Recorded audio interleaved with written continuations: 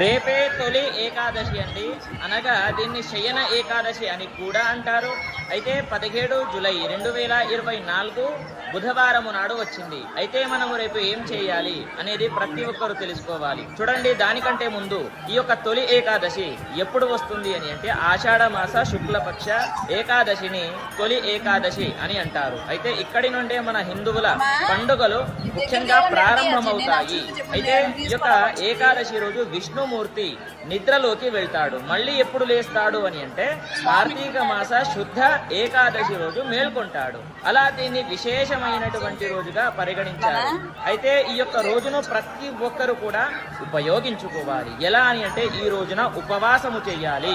చూడండి, పొద్దున పూట ఫ్రూట్స్ తినండి, తర్వాత మధ్యాహ్నం ఒక పూట మాత్రమే భోజనము చేయండి, తర్వాత సాయంత్రం మళ్ళీ ఫ్రూట్స్ పాలు నీళ్లు త్రాగి పడుకోండి. తప్పేమీ లేదు. దీంట్లో విశేషమైనటువంటి